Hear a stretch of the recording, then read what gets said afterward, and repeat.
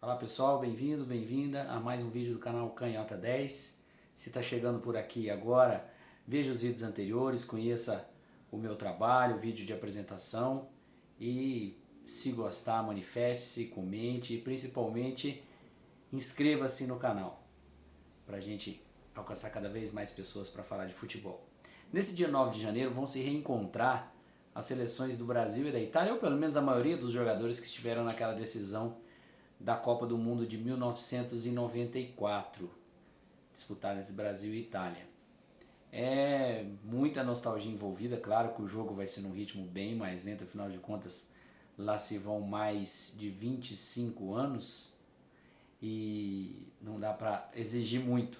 Mas a dupla Bebeto e Romário vai estar junta, o Romário faz uma trégua aí no seu embate político com a CBF, ele que é um grande crítico da instituição, e vai reeditar uma dupla com o seu maior parceiro de ataque, e ele que já teve grandes parceiros, como o búlgaro Stoichkov, e também ele mesmo já mencionou que se deu muito bem com o Euler, o filho do vento no Vasco, e o Edmundo, claro, apesar de que no Flamengo não deu certo, mas eles quase levaram o Vasco ao título mundial 2000. Enfim, voltando à seleção brasileira, o que eu quero discutir aqui, claro, não é esse jogo é uma festa e Fortaleza certamente vai aproveitar esse momento, mas como eu sou da geração que era jovem, moleque, apaixonado por futebol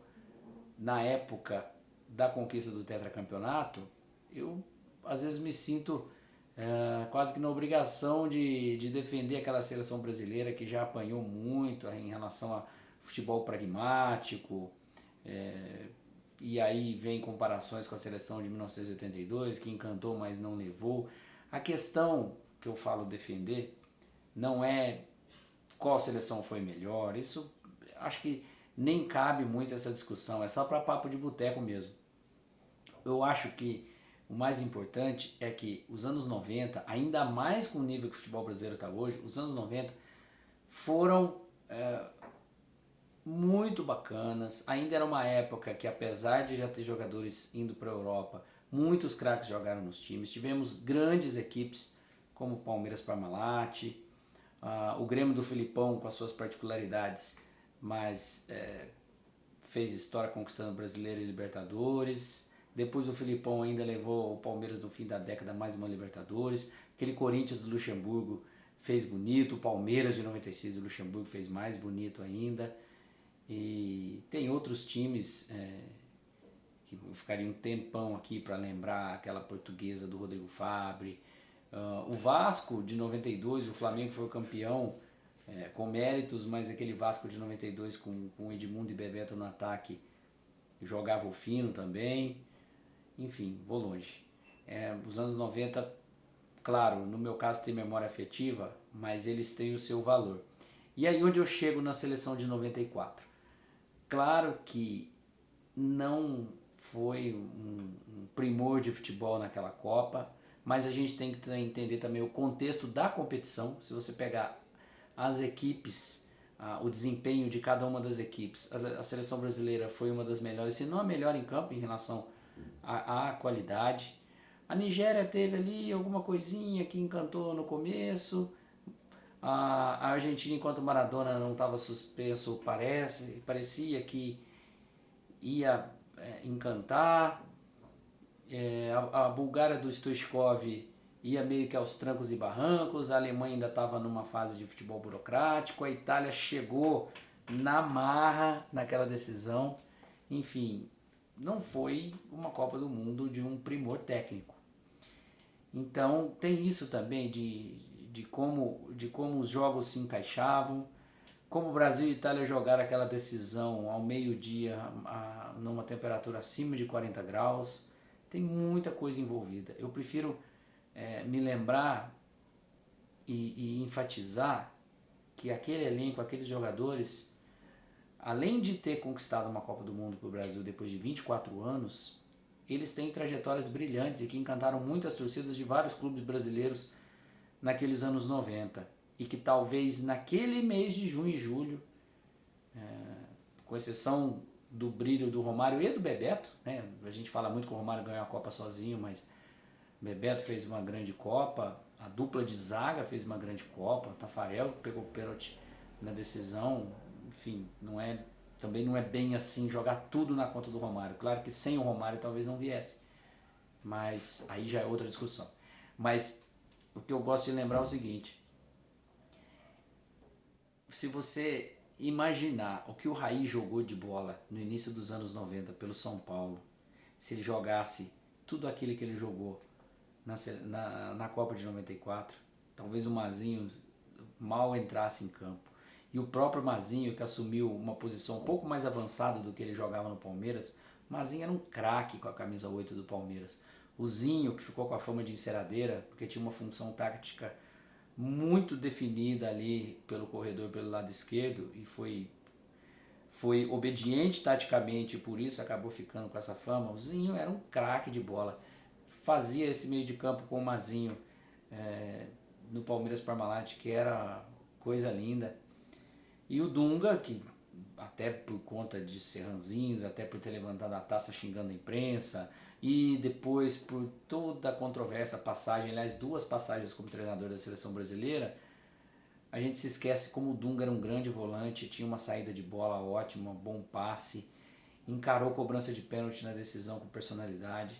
Enfim, o Branco já vinha ali num final da carreira, mas um brilhante lateral esquerdo, que um daqueles jogadores que romperam o mercado europeu no fim dos anos 80, foi bem na Itália e que assumiu a bronca mesmo não estando no primor da sua forma física de substituir o Leonardo, que foi suspenso naquela Copa do Mundo.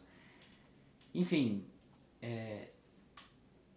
eu confesso que eu sempre falo dessa seleção com memória afetiva e me lembrando de cada um desses jogadores com a camisa dos seus clubes do Brasil, com o brilho deles nos seus clubes, o Viola que quase decidiu a final na Itália e era ídolo do Corinthians, o Ronaldo que não teve a oportunidade de entrar em campo e já estava arrebentando no Cruzeiro.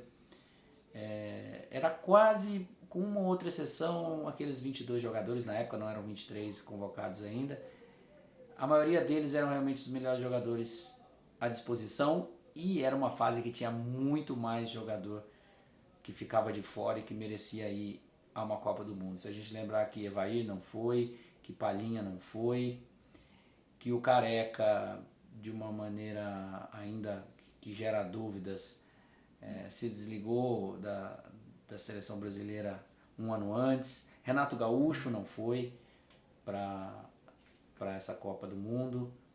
O craque Júnior se aposentou um ano antes, mas quase que se estica a carreira um pouco, poderia ter convencido o Parreira. Roberto Carlos, lateral esquerdo, ficou de fora. Antônio Carlos, zagueiro, ficou de fora. Muita gente boa, uma época muito boa para lembrar do futebol brasileiro. E aí a gente tem que celebrar de ter tantas histórias, tanta coisa boa, no lugar de ficar comparando com a seleção de 82, que também eu ficaria aqui, aí mais por ter visto vídeos e lido, porque tinha 3 anos de idade só quando houve aquela Copa do Mundo, mas de tanto ler, de tanto ver vídeos, talvez eu falaria com a mesma paixão e também lembrando da passagem desses jogadores pelos clubes brasileiros e também daqueles que não foram, né? O Careca, por contusão, teria arrebentado naquela Copa de 82. O Leão merecia ser o goleiro, talvez disputar a posição com o Valdir Pérez, mas merecia, enfim. Eu iria longe também falando da seleção de 82. Mas a de 94 merece mesmo seu lugar na história, por ter quebrado o jejum. E o Brasil já tinha experimentado de tudo desde 1970, desde o último título na ocasião.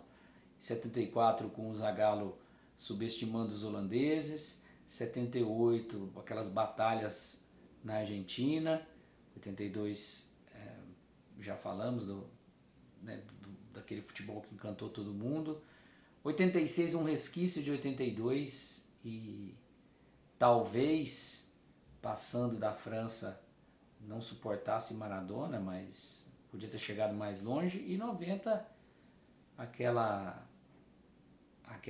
imitação à brasileira da tática do futebol europeu, com o Lazzaroni tentando usar o líbero ali. O Mauro Galvão se desdobrou na posição, mas ainda era algo que, apesar de o próprio Mauro Galvão atuar na Europa, ainda não era o caso do Brasil lidar com aquele esquema tático. Talvez um futebol mais à brasileira também pudesse ir mais longe.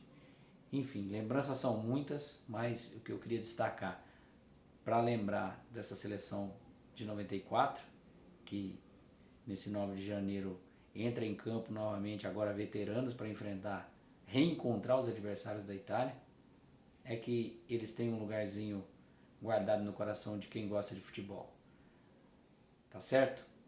Concorda, discorda, enfim, aí é papo aí para os comentários. Lembre-se de se inscrever, de compartilhar, de dar o seu joinha, seja para cima, seja para baixo. O importante é a gente ir batendo essa bola por aqui no YouTube. Beleza? Até o próximo vídeo. Valeu!